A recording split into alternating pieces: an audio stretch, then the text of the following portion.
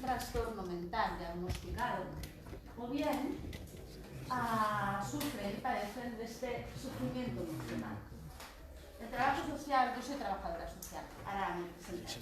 El trabajo social es una disciplina clave en este diálogo abierto entre redes, jóvenes y familias, ubicados todos ellos en su comunidad, ya que permite articular relaciones significativas entre individuos y redes sociales, sanitarias y comunitarias.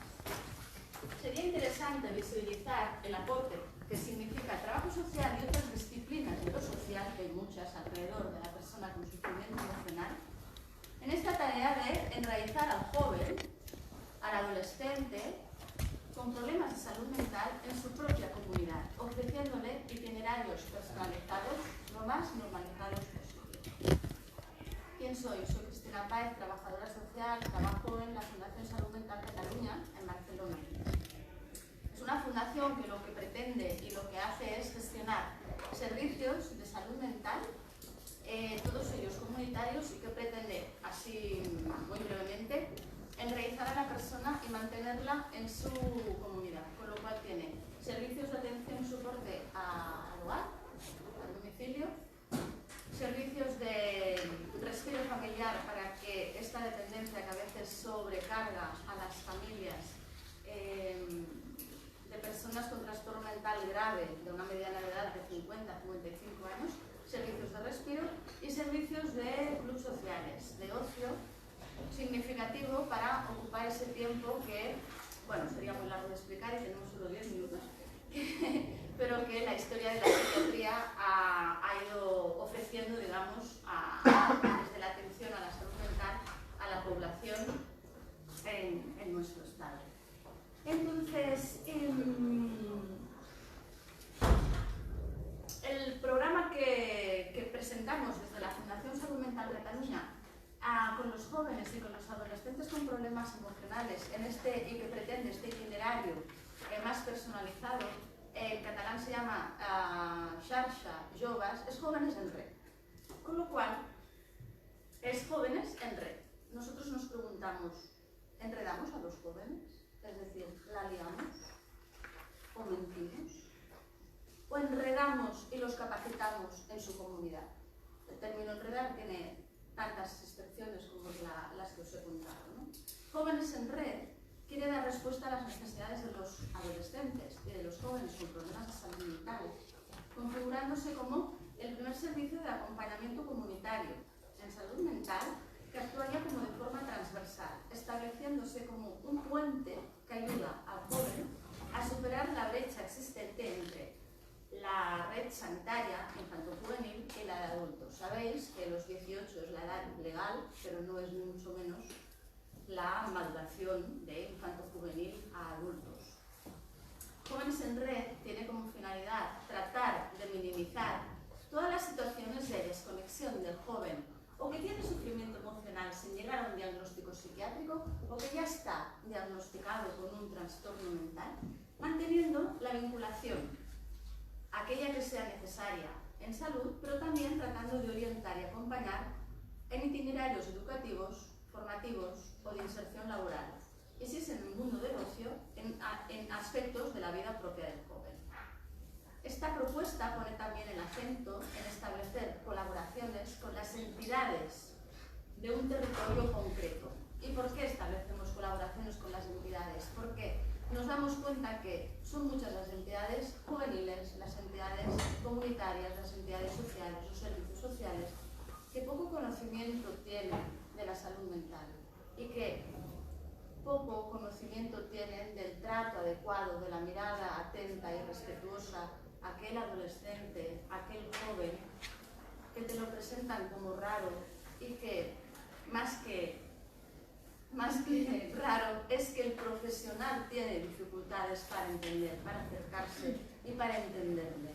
Entonces, desde la Fundación y en este programa en Red, aparte de la atención directa al joven, al adolescente, también atendemos a los profesionales, pero no desde una atención académica, sino desde la coordinación más usual en el que podemos hacer que aquella persona, aquel profesional de un centro de splay de jóvenes pueda entender a a ese joven, bueno, al que no llega, ¿no? No pondré diagnósticos para no limitarnos en el diagnóstico. ¿Qué objetivos tiene este Jóvenes en Red? Sobre todo el apoyo integral. Cuando digo integral quiero decir emocional, relacional. Somos como traductores emocionales de lo que viven los jóvenes y adolescentes, ayudándoles a poner palabras a lo que sienten. Y es un apoyo integral y comunitario, porque lo hemos situado al lado del adolescente y del joven, y por tanto, en casa, en la calle, en los centros juveniles, al lado del empresario que tendría que contratarle, al lado de los servicios de salud mental. Y es un programa que atiende a jóvenes de 16 a 25 años. ¿Qué objetivos específicos nos planteamos? Acompañar en el proceso de construcción de un proyecto de vida. Nos encontramos con adolescentes y jóvenes y sus padres y sus madres en situaciones muy caóticas, de mucha desorientación. Favoreciendo el vínculo del joven con recursos formativos, laborales, de ocio inclusivo y sobre todo con el profesional del programa. Mejorar la visión que tienen de ellos mismos. Esto es importantísimo. Hablaríamos de la autoestima. Pero de lo que se trata, y no tanto del empoderamiento, de lo que se trata es de rescatar capacidades y no quedarnos en las dificultades o del sufrimiento emocional o del diagnóstico, que siempre limita y encorseta. Rescatar capacidades y devolvérselas al joven, al adolescente, al chico o la chica, para poderlos situar, como decía Sara esta mañana, en su sociedad, participar en su comunidad y ser amos de su red. Metodología. El programa pone el peso en el itinerario individual, en este acompañamiento emocional al joven y a la familia. Muy importante. Y bueno, como lo basamos en actividades, unas grupales, otras individuales, sobre todo de estar con el joven. También atendemos a padres y madres y madres de otros jóvenes que quizá no están en el programa de Jóvenes en Red, pero que un poco el objetivo y la idea es que los adultos también entiendan que a veces los jóvenes, los adolescentes con problemas de salud mental o con sufrimiento emocional, ¿qué podemos diferenciar que es propio de la adolescencia? Muchísimas veces reconectamos estos papás y mamás con sus adolescencias, también se ha dicho en la conferencia de hoy. Y ya para terminar este minuto que me ha ofrecido, un testimonio, me he saltado muchas cosas, pero es que no puedo hablar más deprisa y es todo muy interesante. Un testimonio de una persona del programa que nos dice: me gusta porque Vero, que es una de las educadoras del programa, me trata como un igual, como un chico sin problemas, me explica lo que tengo y lo que me pasa. A veces pienso que hacer el diccionario, porque cuando tengo problemas con mi agresividad o mis cero ganas de hacer nada, ella me pregunta cosas y al final entiendo lo que me pasa y entonces es mucho más fácil buscar algún tipo de ayuda y de solución. Muchas gracias.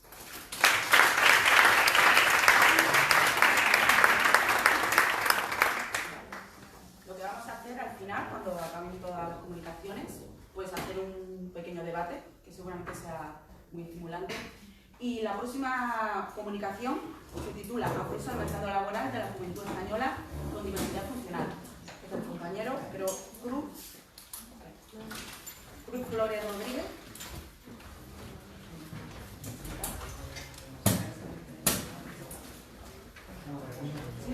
No sé.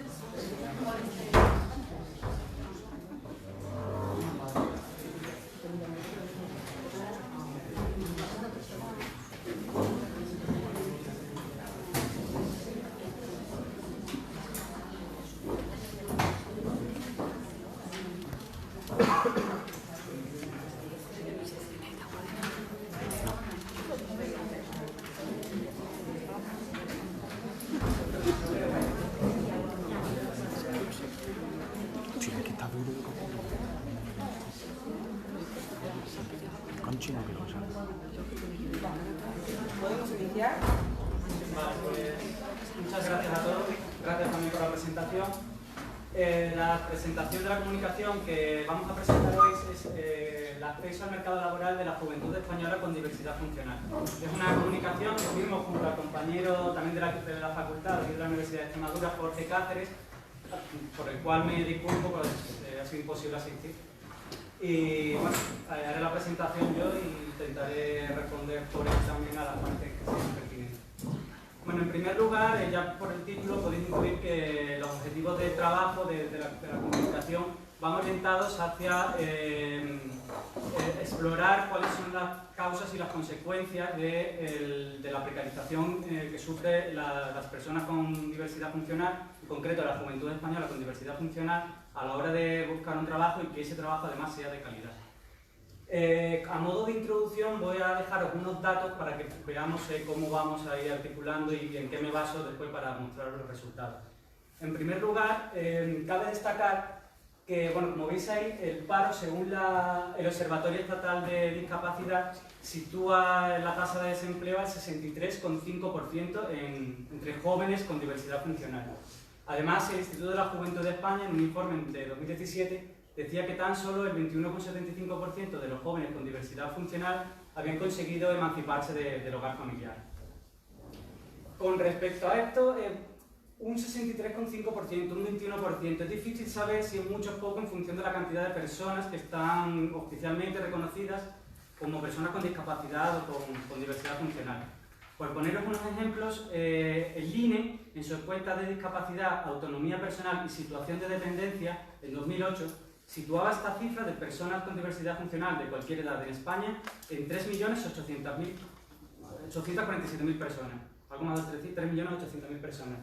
Este informe se publica cada 10 años, en teoría tiene que haber salido, o el año pasado ya se terminó el informe, en teoría tiene que salir a lo largo de este año. Pero las cifras, como veis, son difíciles de contrastar. El INE, en una encuesta realizada en 2012, una encuesta de integración social y salud, de ese nombre, sitúa la cifra, la eleva hasta 6.300.000 personas. El INSERSO, en la base estatal de datos de personas con valoración de grado de discapacidad, devuelve la cifra a lo que decía el INE en 2008, a 3.378.000 personas. Como veis, hay gran disparidad de datos y todas estas organizaciones que arrojan estos datos son en realidad organizaciones sustentadas con fondos públicos. En realidad no podemos decir o no podemos afirmar a ciencia cierta que sean organizaciones públicas, pero sí que es verdad que se sostienen con fondos públicos. Sin embargo, ya nos da una buena imagen de la dificultad que tienen los propios organismos públicos para determinar qué es un grado de discapacidad y qué número de personas deben incluirse dentro de ese grado o dentro de ese colectivo. Para el presente trabajo, para la presente comunicación, nosotros nos hemos inspirado en el informe Olivenza. Se publicó en 2018 y no solo hemos tomado este informe por la actualización del mismo, sino porque nos arroja un dato muy concreto y muy preciso que dice que personas entre 16 y 64 años que superen el 33% de discapacidad sitúa esta cifra en 1.840.000 personas. El informe está realizado por el Observatorio Estatal de Discapacidad, promovido por el Ministerio de Sanidad, el Patronato de Discapacidad, y han colaborado la Junta y la Universidad de Extremadura, así como el Servicio Extremeño de Promoción de la Autonomía, Atención a la Dependencia, y el CERMI, el Comité Español de Representantes de Personas con Discapacidad. Pero no lo quiero leer, que es que son muchos datos difíciles de memorizar. Como digo, además de la actualización que supone este informe, es además único por el tema que nos interesa a nosotros, que es medir cómo la juventud española con este grado de discapacidad, sobre todo qué grado de discapacidad, en qué entornos vive, si están emancipados o no, etc. Entonces, vemos que de la población activa en edad para trabajar con un grado de 33% o más reconocido de diversidad funcional, como digo, la cifra es de 1.840.000 personas. De este 1.840.000 personas, 89.400 son jóvenes entre 16 y 24 años. La naturaleza de la diversidad funcional que padecen este colectivo, si os fijáis, entre la intelectual y la discapacidad mental supone algo más del 50%. Es decir, que más de la mitad de este colectivo se encuentra inmerso en este colectivo precisamente por algún tipo de discapacidad intelectual o mental. El resto son diversidad funcional relacionada con algún tipo de discapacidad física, como puede ser visual, auditiva, etc. Con respecto a la formación académica, cabe también señalar que son pocos aquellos con diversidad funcional dentro de este colectivo, son pocos los que acceden a estudios superiores. La tasa entre personas sin discapacidad, si observáis, son 10 puntos por encima de la media, y esto ya nos arroja una idea de por dónde van los tiros y cuáles son algunas de las causas que van a encaminar las consecuencias que vamos a ver a continuación. con respecto a los resultados, es decir, las consecuencias de esta precarización, tanto a nivel de estudios como de apoyo por la parte de las instituciones, son las siguientes. Como podéis ver, el paro se sitúa por encima del 60%. Entre jóvenes sin ningún tipo de diversidad funcional, el paro es también elevado, pero en personas que pertenecen a este colectivo es aún superior.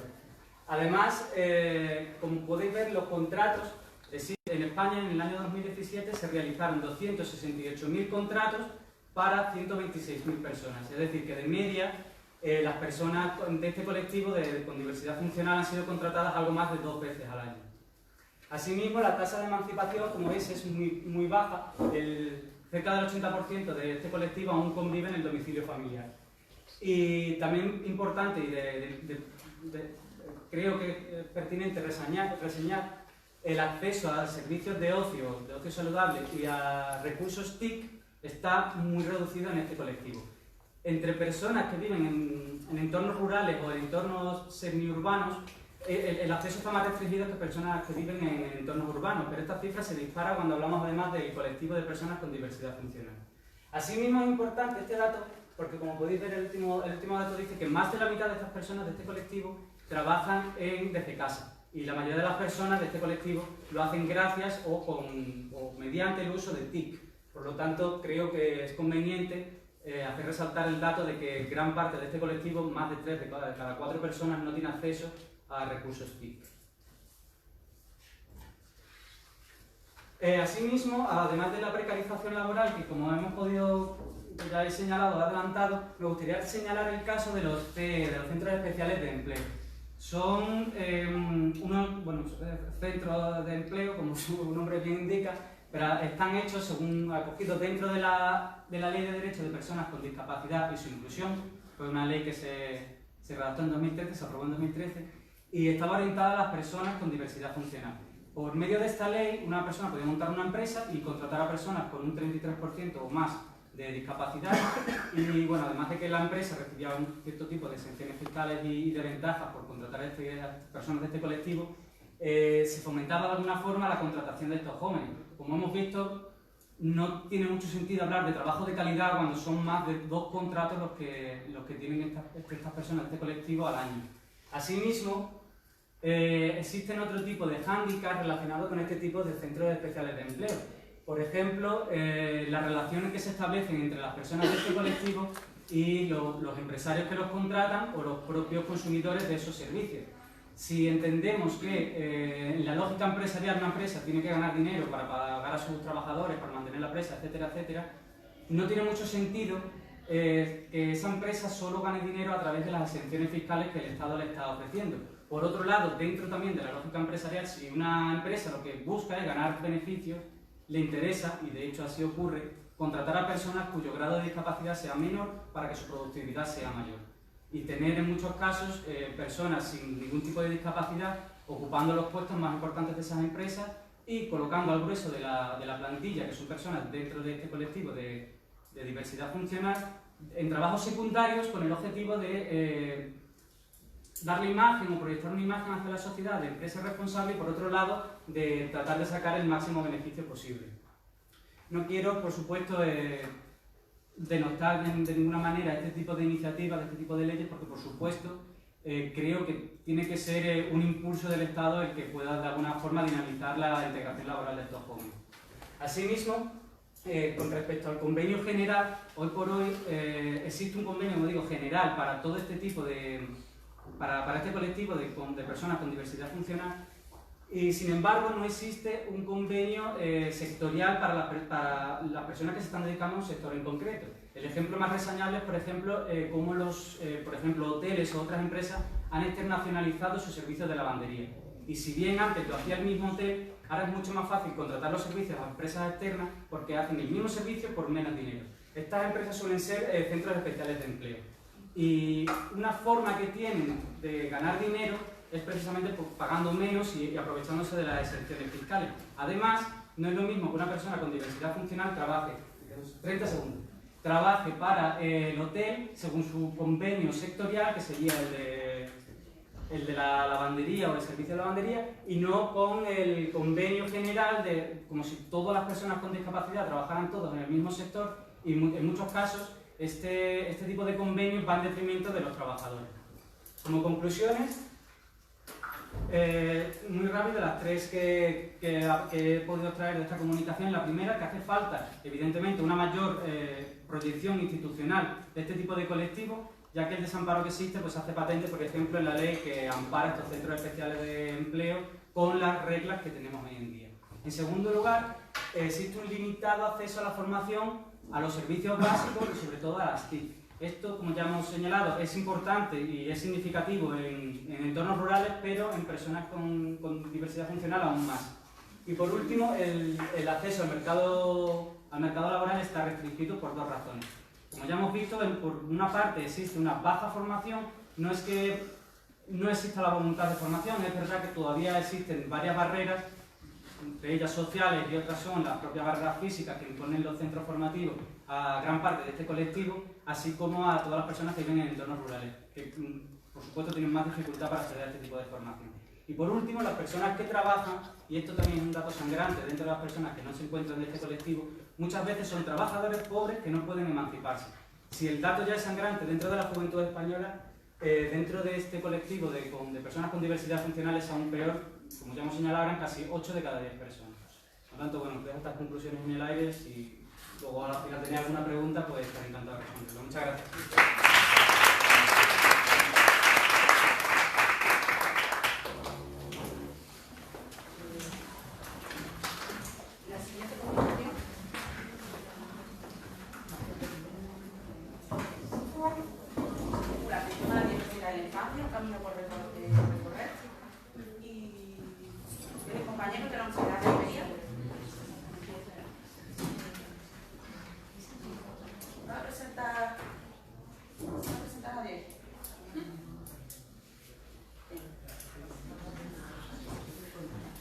La siguiente, que se llama Escola La Ponte, la hemos dejado para el final porque me lo ha pedido Isabel Borges. Entonces vamos a pasar a la presentación hecha por Marta. Yo soy Marta, sí. Marta Beatriz Esteban, que se titula ¿Cuándo tomasteis conciencia de tener derechos? Del paternalismo al protagonismo en la educación en derechos humanos. Vale. Como vamos de 12 días de tiempo, así podemos ser cómoda. Me habéis pillado desprevenida.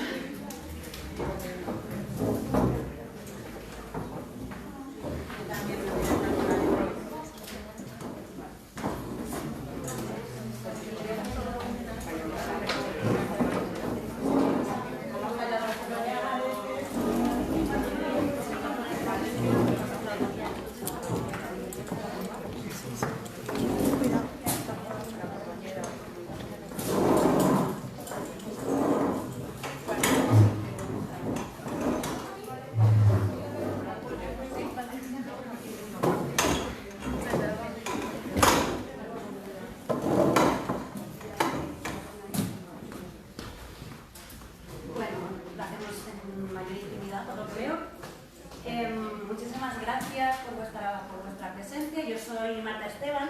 Esta presentación la hago junto con Ana Novella, que es mi directora de tesis, pero no ha podido asistir, así que me disculpo por ella. Lo que os vamos a explicar, es una pequeñita parte de un proyecto interuniversitario que hemos llevado a cabo, equipos de investigación de 4 universidades distintas en el panorama iberoamericano. Hemos participado en este proyecto la Universidad de Barcelona, la Universidad Complutense de Madrid, Universidad de Buenos Aires, Universidad de Sao Paulo y Universidad Nacional Autónoma de México. Este proyecto ha estado financiado por la Unión Iberoamericana de Universidades y lleva por título Ciudadanos Inteligentes para Ciudades Participativas. Lo que nos proponíamos era analizar la experiencia cívica, entendida como experiencias y oportunidades para la participación de jóvenes entre 14 y 17 años de estos distintos contextos culturales territoriales. ¿Cómo lo hemos hecho? Hemos llevado a cabo 6 grupos de discusión. Cada equipo en su ciudad ha llevado a cabo 6 grupos de discusión en 6 centros educativos de titularidad pública y privado concertada. En estos grupos de discusión hemos hecho preguntas en torno a las experiencias y oportunidades de participación en diferentes contextos. El contexto de la escuela, el contexto del entorno social, la participación en los medios digitales. También les hemos preguntado cómo han ido cambiando estas experiencias y oportunidades en su transición de la infancia a la adolescencia, y también nos hemos interesado por las representaciones sociales que tenían en torno a aspectos vinculados a la política o al hecho de ser sujeto de derechos. También deciros que ahora mismo el equipo de la Universidad de Barcelona estamos llevando a cabo un proyecto de investigación y desarrollo interestatal con la UNED, la Universidad de Sevilla y la Universidad de La Coruña para profundizar en el derecho a la participación en la infancia y la adolescencia en el panorama estatal. Y para eso lo que vamos a hacer es un mapeo de las formas que hay, luego aplicar diferentes estrategias como la investigación participativa y la investigación-acción junto con niñas, niños y adolescentes. Lo que nos proponemos es hacer propuestas de mejora y avances para el incremento de la participación en la infancia y la adolescencia.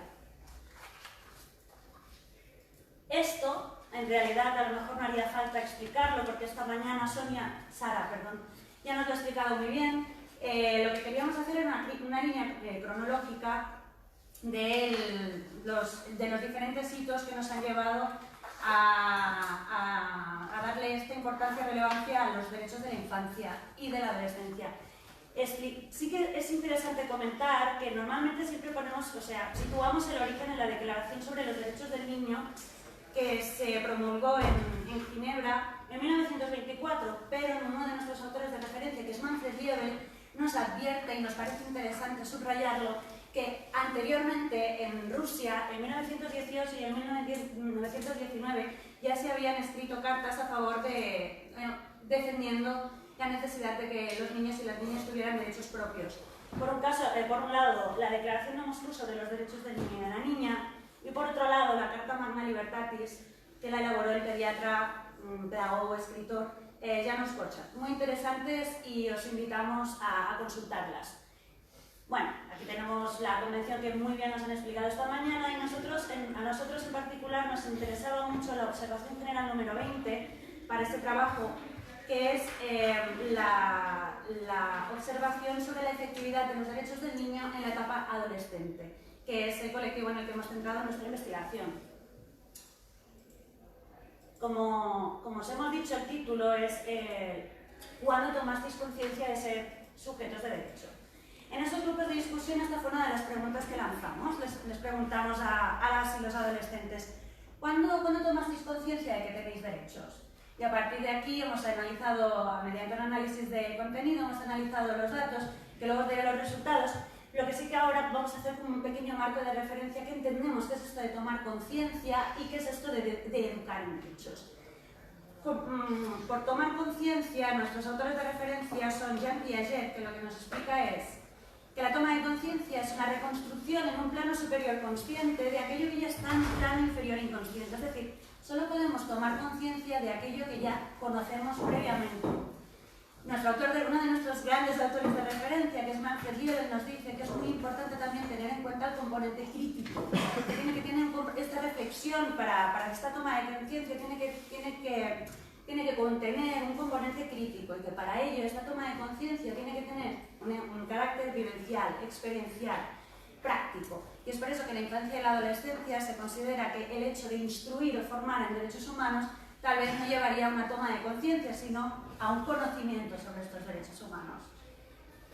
Por lo tanto, apostamos, junto con Rosa María Mujica, a una educación en derechos humanos protagónica.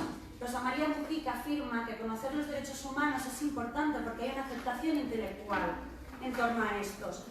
Pero tal vez el mero hecho de instruir, que es necesario, el hecho de instruir y formar en derechos humanos, estamos perdiendo como un potencial transformador, en el sentido de que uno no se siente como agente o actor, lo que hablamos del actor pasivo y el actor activo, ¿no? Nos podemos quedar en esa vertiente del actor pasivo en lugar de pasar a la acción y defender estos derechos, reivindicar estos derechos y ejercer estos derechos.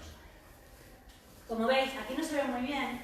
Cuando hablamos de paternalismo, encontramos esta imagen. Muchas veces cuando nos quedamos en esta instrucción estamos cayendo en actitudes también paternalistas en torno a la infancia y la adolescencia. Y aquí nos está diciendo, ¿qué otras palabras tenemos para paternalismo y nos dicen pues superprotección, condescendencia, autoritarismo, intervencionismo. Por lo que apostamos es por dar un paso más y ofrecer estos espacios y estas oportunidades a las niñas, los niños y los adolescentes para que protagonicen y ejerzan estos derechos, en concreto el derecho a la participación. ¿Qué es lo que nos han comentado? ¿Qué es lo que nos han explicado? Aquí ya empezamos con los resultados. Cuando les preguntábamos cuándo conocieron sus derechos, nos hablaron de edades concretas. Nos dijeron que habían conocido sus derechos entre los 10 y los 15 años. Y también nos dijeron, cosa curiosa, que antes de que les explicaran los derechos en la escuela, muchas y muchos pensaban que no tenemos derechos hasta los 18 años. O sea, los derechos son cosas de personas adultas. Otra cosa que nos comentaron es que en relación con los cursos nos dijeron que entre quinto de primaria y primero de la ESO los conocieron, es decir, se los explicaron. ¿Y en qué asignaturas? En ciencias sociales, cultura y valores éticos, en filosofía y ciudadanía. Lo que destaca es que estas asignaturas muchas son propias de algunas escuelas concertadas. En las escuelas públicas este conocimiento de los derechos a veces no era tan evidente. No era tan evidente que el contexto escolar fuera un contexto en el cual se habían enseñado los derechos, ya fueran de la infancia o los derechos humanos. Y lo que sí que nos dijeron fue que el papel de la familia es significativo, que sus familias les decían literalmente, tienes derecho a opinar, tienes derecho a decir lo que piensas, tienes derecho a expresarte, y que el papel de la familia era relevante en este sentido porque en casa ya les estaban animando de alguna manera, no les estaban solo explicando que tenían derechos, sino de alguna manera también animando a ejercerlos. Vayamos ahora a la toma de conciencia de ser sujeto de derechos. ¿En qué momento se dan cuenta de que no solo hay unos derechos por ahí que teóricamente ellos tienen, sino de que pueden ejercerlos, defenderlos, reivindicarlos? Si avanza, así. Bueno, lo que nos dijeron es que uno puede ejercer sus derechos a medida que crece. O sea, que de adolescente puedes ejercer tus derechos en mayor medida que cuando eres niña o niño. ¿Por qué? Porque ganas en autonomía, porque ganas en conocimientos, en capacidad de entendimiento, en responsabilidades, en libertad. Básicamente que puedes tomar tus propias decisiones. Tienes la libertad de tomar tus decisiones. Por lo tanto, vinculamos derecho a la toma de decisiones. Y además también esto se veía como muy significativo en el seno familiar. Asociaban también derecho a responsabilidades. En casa cada vez tenían más responsabilidades, el hecho de ir creciendo les hacía ganar en responsabilidades y eso lo asociaban al hecho de ir ejerciendo derechos. Luego también nos explicaron que hay un gran salto de educación primaria a educación secundaria. Nos decían, en educación primaria nos han enseñado que existen unos derechos y en educación secundaria ya hemos empezado a ejercerlos, a reivindicarlos, a defenderlos. ¿Por qué? Porque tenemos mayor formación, tenemos mayor autoconocimiento y entonces sabemos aquello que nos interesa y nos motiva para poder luchar por ello. Hay que decir que la coyuntura política en Cataluña también ha propiciado este mayor autoconocimiento, saber por lo que te quieres reivindicar y el ejercicio de tus derechos para reivindicarlo. Reflexiones críticas que nos han hecho. Nos han dicho muy claramente, en prácticamente todos los grupos de discusión, que en su opinión ser menor de edad, tener menos de 18 años, menoscaba la agencia para el ejercicio de los derechos. Por ejemplo, una cita literal nos dijeron, yo tampoco creo que tengamos muchos derechos. Esto nos lo dijo un chico. Tampoco voy a votar y tampoco decido quién es el alcalde. Quiero decir, derechos, los menores de edad tampoco hay muchos. Luego también se mostraron muy críticos con nuestro sistema democrático porque consideran que, bueno, sí, yo puedo intentar ejercer mis derechos, pero luego las autoridades políticas no me lo permiten. A nivel de conclusiones, ¿verdad? Perdonad, que yo siempre soy de poner y luego me arrepiento de haber puesto las animaciones. ¡Ay! ¿Puedo echar para atrás? Sí, abajo a la izquierda. Anterior aquí, ¿no? Vale. En primer lugar, bueno, reconocer que el conocimiento de derechos es un paso previo e ineludible para la toma de conciencia de los mismos. Por lo tanto, esta función instructiva de la escuela es esencial. Por otro lado, nos ha sorprendido mucho. No sé si os habéis dado cuenta de que en ningún momento ha aparecido el espacio comunitario y el espacio social como un espacio de conocimiento, de toma de conciencia de los derechos. Es decir, está la escuela y está la familia. Pero ¿qué pasa en el entorno social? ¿Qué pasa en la calle? Es un espacio que queda totalmente invisible. No sirve en este sentido, no lo visibilizan, porque debe ser que no ejerce esta función. Por lo tanto, consideramos necesario crear estas condiciones y estos espacios y oportunidades en los entornos, tanto educadores, personas adultas, autoridades políticas, para generar estos espacios de ejercicio del derecho a la participación en la infancia y la adolescencia. Por otro lado, también detectamos una cierta mirada paternalista de las adolescentes hacia los que son más pequeños que ellos. Esta mirada paternalista podría venir, de hecho esta mañana Sara también lo ha mencionado, podría venir determinada por nuestra mirada adulta hacia la infancia. Estamos influyendo en la mirada de la adolescencia hacia la infancia, esta mirada de incapaces, de incompletos, de esta carencia de conocimientos. Lo que consideramos es que para continuar avanzando y haciendo progresos en el reconocimiento, al fin y al cabo, de la ciudadanía de la infancia, es decir, de la infancia como sujeto social y político, sujeto de derechos sociales y políticos, hemos de compartir, personas adultas, adolescentes, niños, espacios, voces y narrativas. Como personas adultas podemos o bien limitar el protagonismo de la infancia y caer en actitudes paternalistas, o bien podemos potenciar el protagonismo de la infancia. Obviamente nuestra apuesta es por activar el protagonismo de la infancia. Y esta es la presentación. Muchísimas gracias.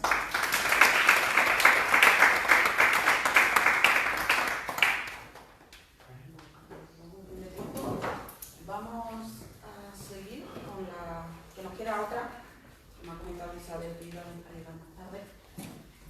La comunicación titulada Los Junkies de casas de apuestas y juegos online. Entonces, Alfonso y Santiago Cambero Rivero, porque Alfonso estaba en el aula 2. Sí, acaba de terminar. Yo pensaba que nos llevaba en Santiago.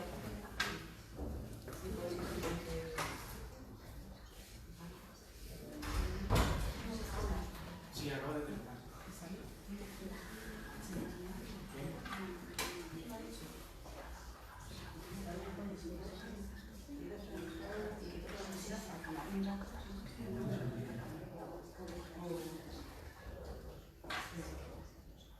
Porque Carmelo Real Apolo, Isabel Borges.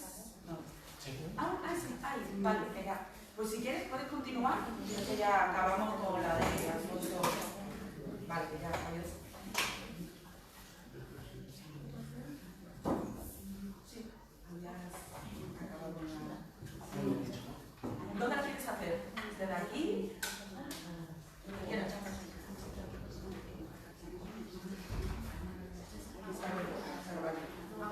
Sí, ahora.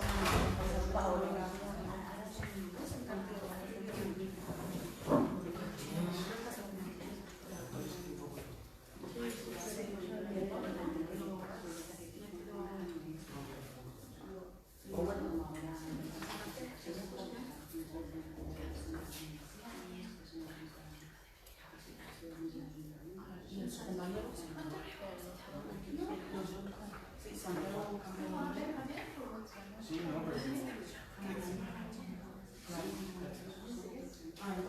O sea, como persona en la investigación, que da igual.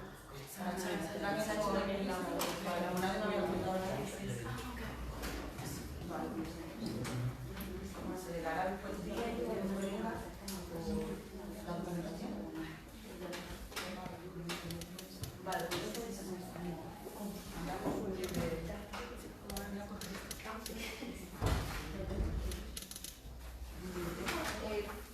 Escuela La Ponte de la autonomía de la enseñanza al éxito, del aprendizaje y formación para la ciudadanía.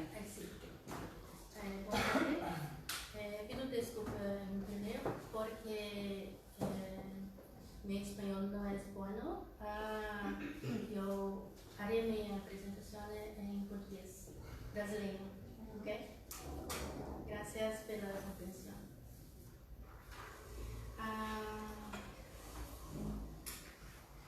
Então, falarei hoje hoje sobre a Escola da Ponte, um modelo diferente de trabalhar com autonomia, porque a Escola da Ponte, ela própria faz sua programação e constrói o seu currículo com base no currículo nacional.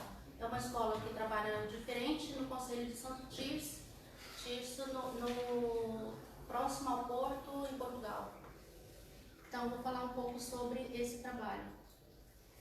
O assunto da minha tese de doutorado, que também faço pela Universidade de Évora, em Portugal. Esse estudo pretende entender como é esse trabalho de autonomia que é feito com base no currículo e a relação família-escola. Porque desde a minha graduação eu faço esse trabalho da relação família-escola. E no meu estudo de doutorado eu quero entender qual a participação da família nesse processo de formação e de construção do currículo escolar, já que esse currículo na Escola da Ponte é diferenciado. O objetivo é conhecer os diferentes modelos do processo educativo que acontece na Escola da Ponte, que foi criada em 1976 pelo professor José Pacheco, um modelo inovador. Lá em 76 ele já pensou na inovação, na participação da família, da criança e dos profissionais em educação, em conjunto, construir todos juntos, inclusive com a participação das crianças, não importa se ela é da educação infantil ou se ela está lá no 9º ano. Então, todas as crianças participam desse processo.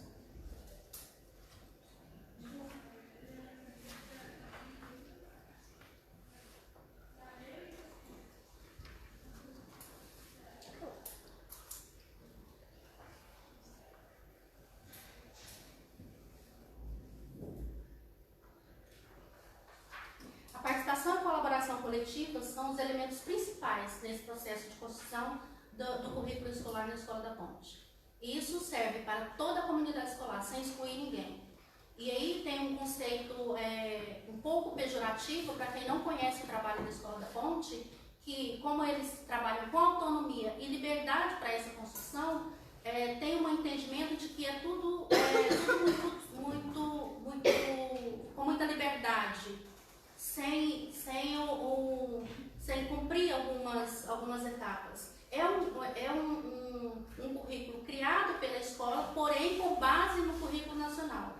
Ele não ultrapassa os limites do currículo nacional. Isso é um ponto importante. E esse trabalho que foi feito, proposto pelo professor José Pacheco, que ele agora não está mais na Escola da Ponte, ele foi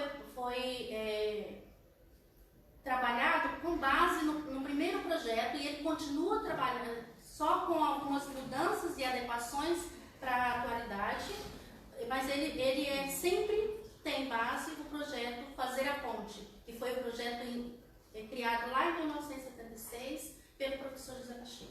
Ele não descaracterizou, ele apenas tem atualizações. E a Escola da Ponte busca promover o desenvolvimento cognitivo do sujeito no sentido de fomentar a formação da identidade humana, a autonomia, a participação democrática e responsável, a colaboração de todos com participação democrática e responsável.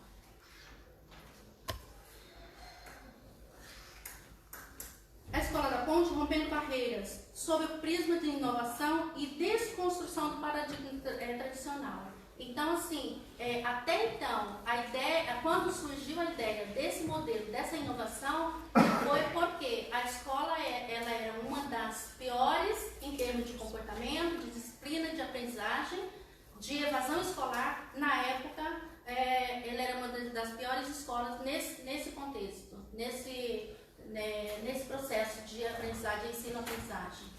Então, ela não apresentava resultados. E chegou o professor José Pacheco com essa inovação, logo após o 25 de abril, que foi o fim da ditadura. Porque até então ele tinha vontade de fazer essas inovações, já tinha pensado as inovações dentro da escola, mas Portugal passava por um processo de ditadura. Então, ele não tinha autonomia, vamos dizer assim, que é a palavra que é mais usada dentro da Escola da Ponte, ele não tinha autonomia para desenvolver o projeto Fazer a Ponte. A revolução educativa proposta na Escola da Ponte desconstrói o paradigma tradicional de formação humana a partir dos princípios básicos da complexidade com vistas na autonomia, democracia, responsabilidade e responsabilidade solidária. Então, o solidário que ele coloca, que também é muito usado, é uma das palavras-chave da Escola da Ponte, é que todos participam. As crianças, elas ajudam, elas contribuem. Na verdade, os professores contribuem para a criação do currículo, do plano escolar diário e quinzenal. Porque as crianças criam e os professores ajudam. Na verdade, não são os professores que ajudam, são os alunos que são ajudados. Eles constroem o que eles querem, com base no currículo, e apresentam aos professores e é aprovado ou não, ou alinhado de acordo com o currículo nacional.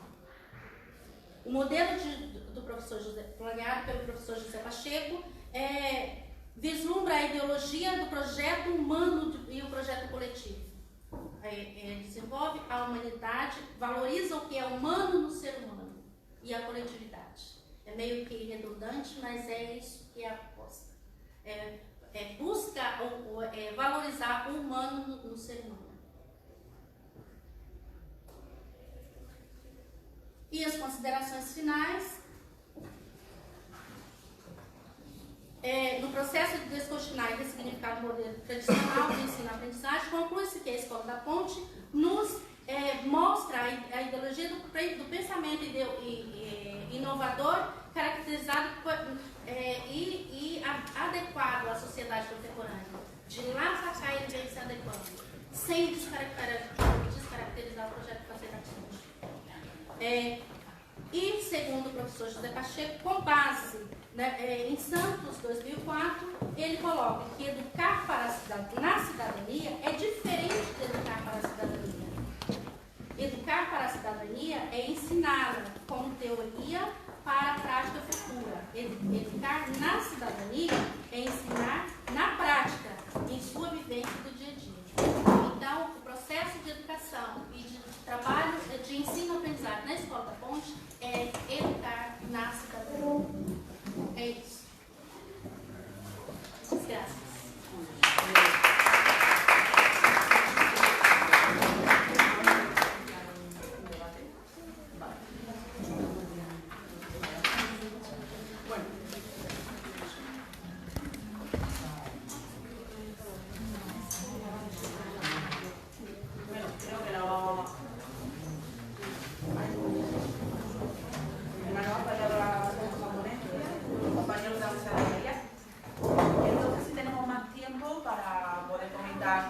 dialogar entre los diferentes comunicantes y si queréis lanzar con alguna pregunta sobre, bueno, primero eso, dar las gracias a todas las participantes y si queréis o incluso sobre vuestra propia intervención añadir algún matizar quizás. Yo ya he apuntado a la compañera Marta Aratriz, que haya explicado algo que no me ha quedado del todo claro, ¿no? Cuando hacéis trabajabais en el centro concertado y el público, la idea, o sea, a nivel ideológico, a nivel... Eso creo que, si me lo puedes desarrollar un poquito más. De hecho, eran centros de titularidad pública y concertada, y también, por temas de tiempo, y también en zonas, en barrios distritos, con realidades socioeconómicas muy heterogéneas, porque cuando estamos hablando de una experiencia cívica en términos de participación, entendemos que puede haber diferencias en este sentido, por el contexto en el que se encuentran, las oportunidades que ofrecen en entorno social también pueden, y también el bagaje que tengan las familias. Y la participación no quiere decir que sea mejor, peor, menor o mayor, simplemente diferente. Entonces queríamos captar, y de eso lo hicimos en cada una de las universidades, era uno de los requisitos a la hora de hacer los grupos de discusión, y realmente sí que hay diferencias dependiendo del contexto. Puedo dar una. Así, por ejemplo, en Barcelona, lo de los resultados de la ciudad de Barcelona, el objetivo, no hablando de la presentación en concreto, sino de la experiencia y la oportunidad de participar, que es el objetivo principal. Nos dimos cuenta de que en las escuelas públicas, depende qué zonas de Barcelona, entendían esa participación como una participación para ayudarse dentro de su colectivo. Por ejemplo, una participación para recaudar fondos para poder hacer una salida cultural. Esto sería uno de los conceptos de participación que se ponían en juego. En cambio, en escuelas de titularidad concertada, en zonas de Barcelona con un contexto socioeconómico más alto, esa participación se entendía como una participación en términos solidarios. El cambio, o sea, no hay ni peor ni mejor participación, pero hay una diferencia en cómo se concibe esta participación. Es una participación solidaria en la que vamos a ayudar a las personas que están en situación de vulnerabilidad, en situación de calle, para que veamos, y al final sí que... Esa identidad, ¿no? Eso de pensar al otro, claro. Después, muy interesante también esa idea de que no tenían conciencia todavía de, o sea, cuando hablaban de derechos, o sea, su ámbito familiar, su ámbito escolar, pero no pensaban en la esfera pública, no pensaban en la calle. No pensaban en la esfera pública, lo cual es... Entendían que la esfera, de hecho ahora la esfera pública en Cataluña es notoria. El ejercicio de los derechos se está dando mucho en la calle. Lo que pasa es que entendían que esto hasta que tenían 18 años, a no ser que tuvieran un permiso previo por parte del adulto responsable, ya sea la familia o ya sea el docente, la maestra, profesora o el profesor, no lo podían ejercer. Entonces no se veían autónomos a la hora de ejercer este derecho en los espacios públicos. Por lo tanto, el espacio público no parecía como, a no ser que fuera porque estaban haciendo alguna actividad en el espacio público, pero que estaba vinculada a alguna actividad escolar, alguna actividad dentro del centro educativo. Entonces, como que ahí se queda invisible. Queda invisible el ejercicio de los derechos en el espacio público, sí. Y es eso, esto es lo que estamos ahora trabajando en nuestro proyecto de investigación y desarrollo. Cómo hacer del espacio público un espacio de ejercicio de derechos por parte de la instancia de derechos. Me gustaría, no sé, alguna pregunta o Sabina sobre cualquiera de las charlas. No sé si tenéis algún tipo de compañero. Sí. Me ha gustado el desarrollo que pensando, ¿no? Que ve muy lejano. Esta idea de cómo la lógica, ¿no?, de externalizar y cómo vemos que como el propio capitalismo se aprovecha, ¿no?, de las situaciones. Entonces, que si quieres comentar o añadir algo más sobre la perspectiva o el proyecto que tenéis en marcha. Sí que podría añadir muchas cosas y en la línea que tú me has comentado muchísimo más, por supuesto, pero no era el objetivo de la comunicación. En realidad, uno de los objetivos fundamentales era hacer visibilizar el problema y señalar cuáles pueden ser las futuras líneas de intervención sobre él. Ahora, ¿cuál es la solución?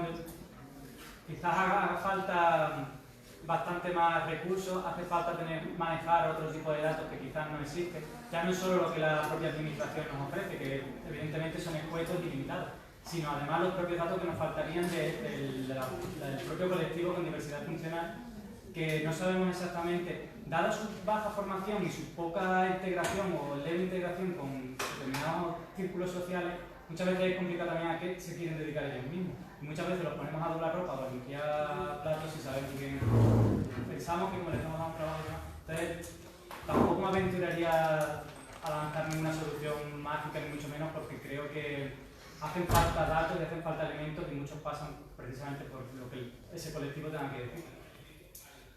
Espero eso.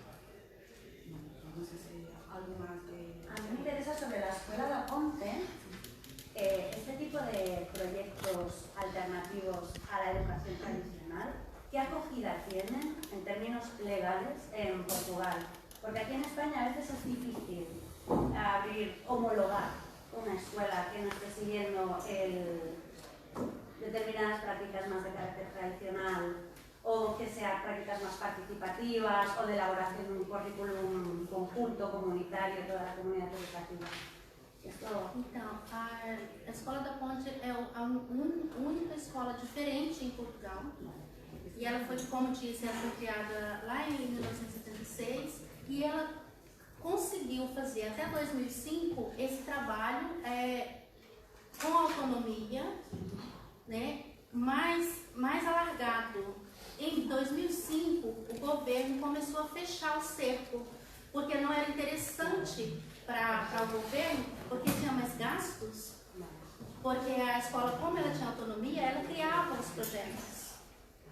E aí, o governo tinha que manter, porque ele abriu esse espaço para ela, então ela tinha que fazer, certo? E, tanto é que o projeto é um pouco caro, mas tem também a participação da família e a aprovação da família também no desenvolvimento desse projeto até hoje. Tanto é que ela não fechou ainda, porque a família, quando o governo fala que vai apertar um pouquinho mais, vai fechar mais as condições de trabalho, diminuir a autonomia da escola, a família vai, porque a família